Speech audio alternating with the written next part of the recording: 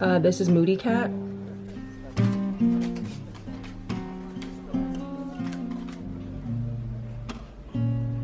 When you start selling, at some point you do have to, I feel like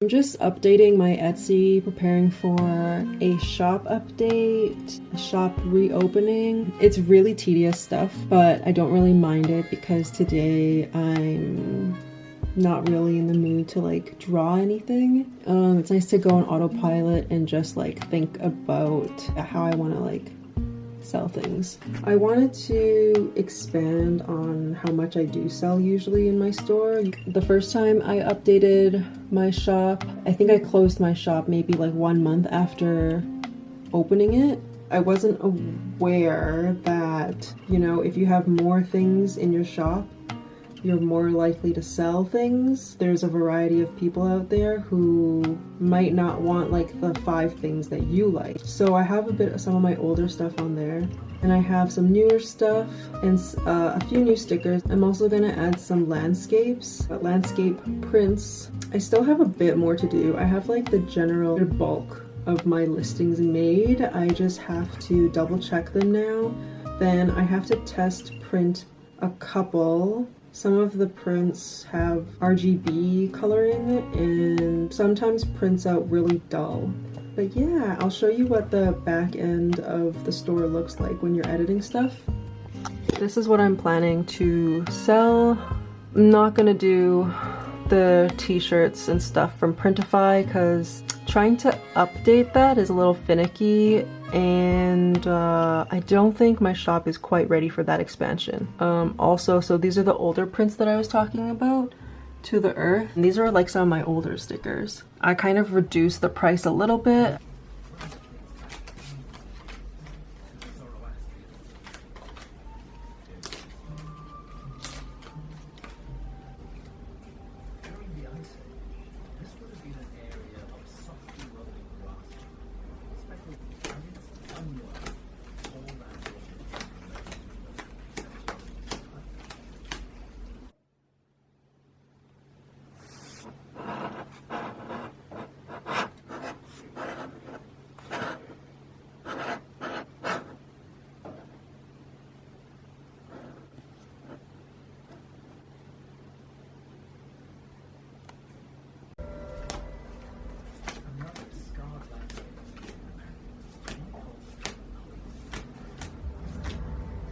So I wanted to share with you guys some of the new stickers that I'm going to be selling.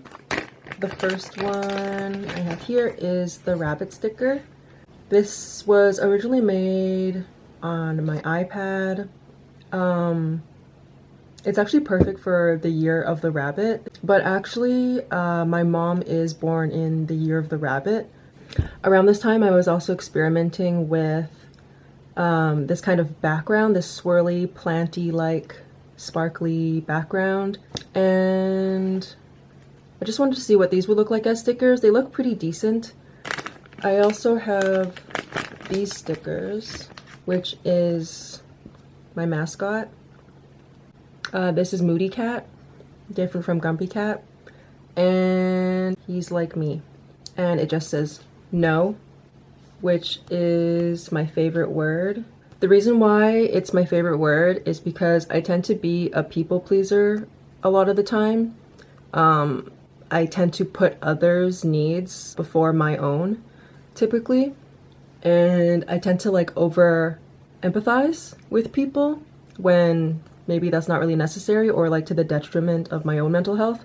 So this is like my fantasy favorite word that I'm actually trying to practice in real life, and that it's okay to say no. And it's okay to say no without any explanation, as long as you're taking care of yourself. So that's what this is about. And I like drawing these flames to show like kind of like the inner turmoil of what happens when you're trying to set boundaries. Sometimes it's like rageful. And I actually have a black version, and a green version. The green version color palette is from a Chinese calendar. Like those traditional calendars where they have like green numbers. This one is similar to the rabbit sticker, but instead it's a swallow. And the swallow is part of my family's name. So my sister, me, and my grandpa, we all have the word swallow in our names. It's actually a really common like if I wanted to draw an animal, the first thing I'll think of is probably the swallow. Lastly, I have this little flower sticker with flames. And this would be perfect to fit on any awkward spaces on your water bottle or your sketchbook or journal where like other stickers might not be able to fit. This smaller one that is weirdly shaped could probably fit in there. 4 in the morning, popped to Xanax, thinking, we're gonna have to be up for makeup at 7. And that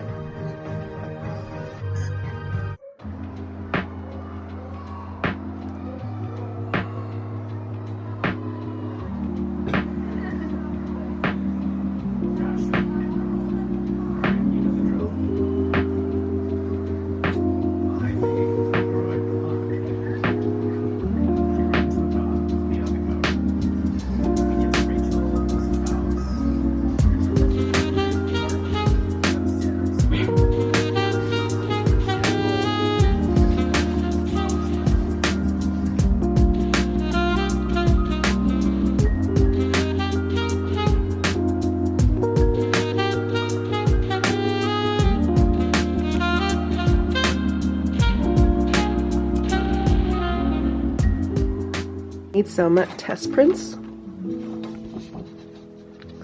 of some art that I thought would be questionable because of the RGB quality. Like this green is actually supposed to be like a highlighter green digitally, but you can't really recreate that through CMYK ink. So that is probably the best that it's gonna be, which I don't mind.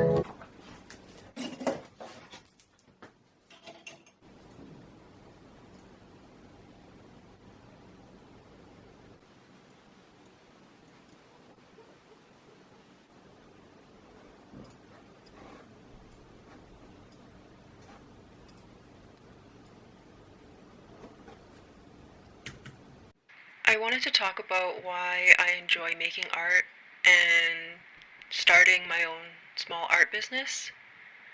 I think it has to do with being able to see how much I've learned and grown in creating art, whether that be through digital or traditional mediums.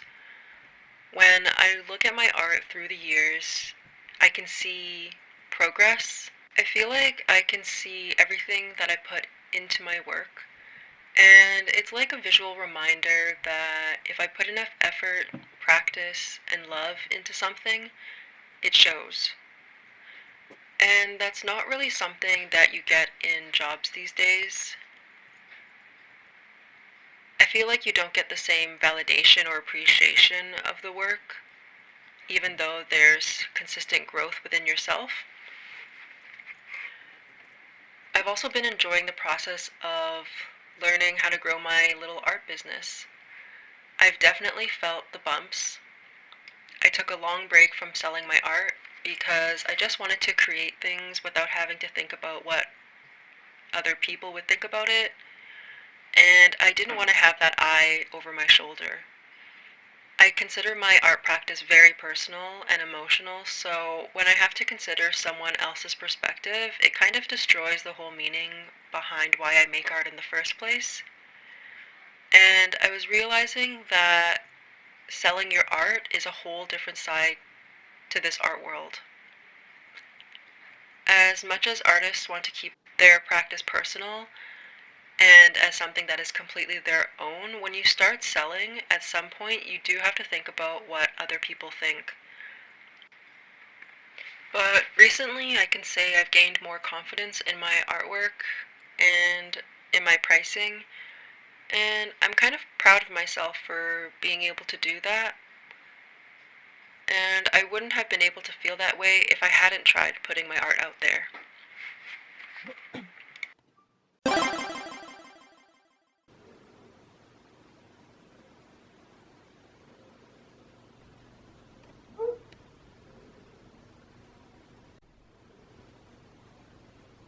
And noodles with, what is it called?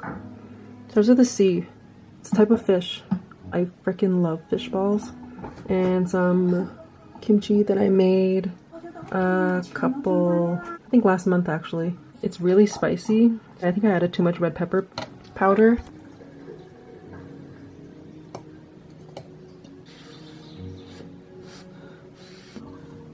She's watching me.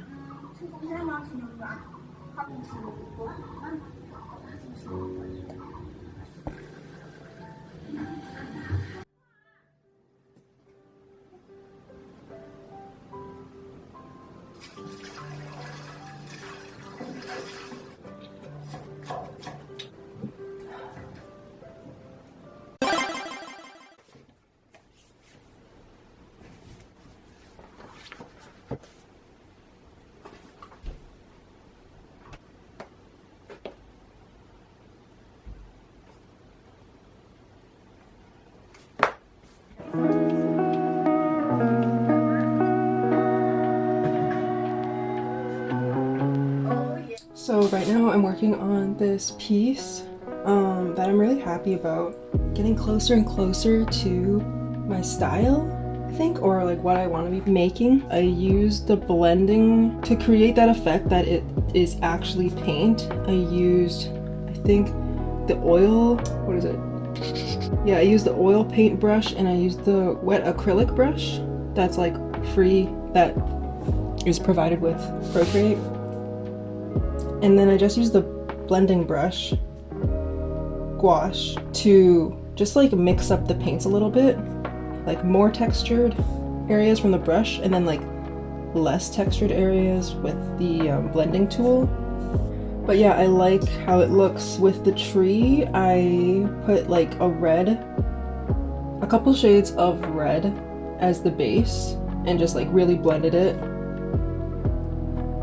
And then over top of that, I put in like varying textures of oil paint.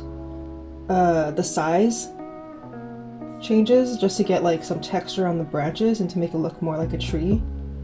And also what has been helping is, and then putting a clipping mask over that color, a layer with a clipping, sorry, I don't know how to say it, a layer with a clipping mask over on top of that layer, so that when I draw, like when I add in those textures, it doesn't bleed into the other areas. Anyways, and also I have been erasing the outline to get more of that like paint feeling, because like when I paint with traditional mediums, I don't have outlines, right? Like when I have outlines on here, it looks a bit more cartoony. I don't think I want to be going for that. Like that was a nice era of me more so testing out different ways to draw on Procreate. Like I'm still learning how I want to paint on Procreate. This is what I was still learning. Not really my style. Like these are really cute and I love the colors and I love the characters, but these are just more so like fun to like make, like putting makeup on faces or like piercings or tattoos. I kind of want to be going for more of this kind of like illustration.